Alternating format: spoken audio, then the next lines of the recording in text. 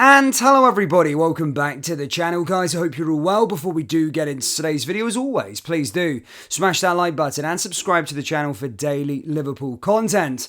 Guys, just a quick disclaimer, I will be back in the sort of studio setup tomorrow, kind of just on the road at the moment as I've had a travel day. That's why there was no sort of instant post-match reaction to the game earlier on today, or no live watch along and all that rest of the stuff. However, do bear with me for today. We'll just get the information out there to you in today's video, but we will be back in the studio tomorrow. But let's talk about the game today. Liverpool, of course, winning yet another game in the Premier League to carry on the unbeaten run. Beating Wolverhampton Wanderers 3-1. And the old cliche saying, if you like, it was a game of two halves. It was one that could be used for this instance, to be perfectly honest. It was a very, very stark difference. Now, Liverpool currently in third after the game, as I said, level on points with Tottenham. Of course, Tottenham continuing their sort of record. Liverpool, Tottenham winning 4 and drawing 1, whereas Manchester City won again. They've got maximum points from their first 5 games, but Liverpool in the mix. I'm going to discuss the game a little bit, of course, and go through what everybody's talking about from the match, what it means for the season, look forward to the future, and yeah, I think it's a really, really exciting time. However, having said that, in the first half, it wasn't an exciting time at all. Obviously, the build-up to the game was that players were just coming back from international break, the 12:30, all the rest of those sorts of things, and basically, yeah, Liverpool haven't got a good record. I think it was the last 4 games the club had a 12:30 return after the international. The club lost. So again, it was one of them ones going to Molineux, lost out their last time at the start of the year. Can be a tricky place, despite us having a happy hunting ground there in recent period of time since Wolves have been in the Premier League. Last time, of course, losing, but the 12:30 curse wanted to get that one over the line. And from the first half's performance, well, it didn't look like that was going to happen, because it was crazy. It was utterly crazy. I don't know what that. I think Jurgen Klopp basically came out as well and basically said the first half left him saying, quote, WTF. Obviously, he admitted mistakes and all the rest of it, but of course, Wolves took the lead with Hwang. And then, of course, at half time, it was 1-0 to Wolverhampton Wanderers, and it could have been one of those days. But the second half, Liverpool were actually utterly fantastic. Gakpo, of course, scoring the equaliser, Robertson getting 1, and then a late own goal to seal all 3 points at Molineux. So yeah, as I said, as I spoke about, it was a game of two halves. Liverpool really went from appalling to inevitable. And as I said, Klopp's decision really did split fans. Everyone's sort of saying the same stuff. And I know he's a new boy, Alexis McAllister, but didn't do himself any justice within that first half. And as I said, he's done a real good job since being at the football club and since joining the football club. But everyone has been saying the same thing. He really didn't look good in that first half. Now, look, before we did go into the game, we did the sort of pre-match and basically spoke of the impact of the Argentines, the South Americans coming into this game. Jurgen Klopp's been speaking about it in depth in press conference after press conference, and basically stated that that is the case, that it could be a problem and it will affect. Of course, he was playing in Bolivia, which is something like 3,000 meters above sea level or whatever, some crazy statistic that is. And if you've actually seen pictures, players actually have to have like altitude, not masks, I don't know what the right term is for, but they're like trying to get oxygen whilst they're on there. It's quite hard and intense to play up there in Bolivia.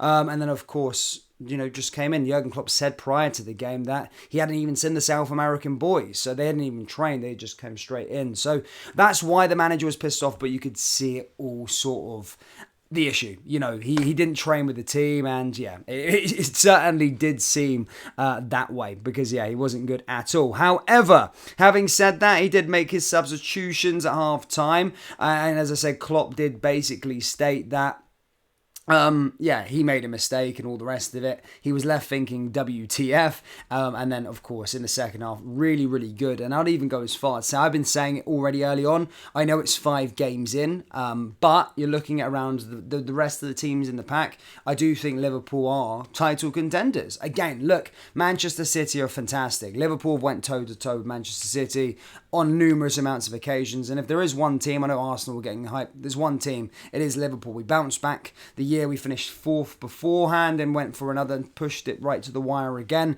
So I do think it's one of them. I do think we've actually got a really, really good team. I really do.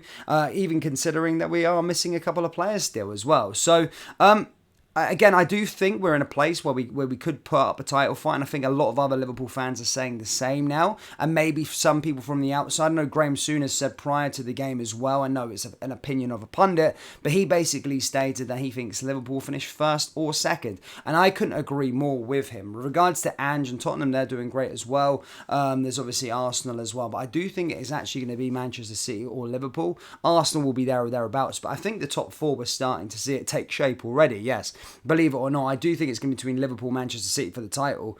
Arsenal will probably finish third, and I do think Tottenham will probably bounce back in the fourth. I can't see Chelsea and Man U jump in there either. But a really, really good start. A really good response after a poor first half, sorry.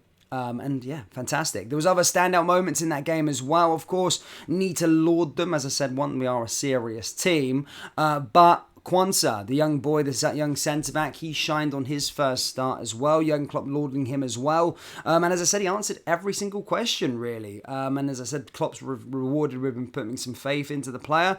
And he definitely deserved it. He ended the game with a passing accuracy of 96.3%, which was higher than any other player on the pitch as well. So, again, he's shown his quality, answered all his questions defensively as well. And I think he's definitely got a bright future. And, with, Virgil van Dijk will be returning back again next week, but certainly, on a performance like that, you can't keep him out of the team. So yeah, fantastic to see him do it. Mo Salah, my goodness me, his stats and his goals and assists in the last 20 games are utterly ridiculous. It's mental. He's absolutely fantastic. And I think I sent a tweet earlier on stating that the only thing that Hazard's ever done in his career has been compared to sort of Mo Salah. I can't make the disrespect comparing Hazard to Mo Salah, mate. He's so good. And yeah, again today, 2 assists. And, just adding more numbers, assists and goals to it. It's just crazy, and it's really, really good to see from Mo Salah. And again, he showed his value. This is what I was saying at the end of the transfer, when a lot of people were saying, "Oh, £200 million, let's sell him," all the rest of it. No, not now. As I said, Mo Salah keeps himself in impeccable condition, and he's so valuable to this team, and it's so valuable to what we're wanting to try and achieve this season. So yeah, great to see as well. Liverpool, of course, did show their squad depth as well. As I said, we have got a couple players missing, a couple players didn't feature, but it just goes to show we can still win and change things about, especially we're going to need that when we go into the Europa League as well, especially post-Christmas if we are going to be in a title race. But having said that, a worrying start today. It was a worrying start. We were all in the same position at half-time, for God's sakes. But ending happy. Man United lost as well, so it's been a good day all around, really. To be honest with you, I've had a fantastic one. A bit of travelling, recovering from a holiday, but as I said, guys, we're back with shorts tomorrow. We're going to be back with videos as well, back in the studio as well. So thank you for bearing me. This one was for the OGs. The come up, the first 35,000 subscribers was without a background. So yeah, that one was for you guys. But that does bring us in today's video. As always, please do smash the old like button and subscribe to the channel for daily Liverpool content. Thank you guys, and I'll see you all next time. Take care. Peace.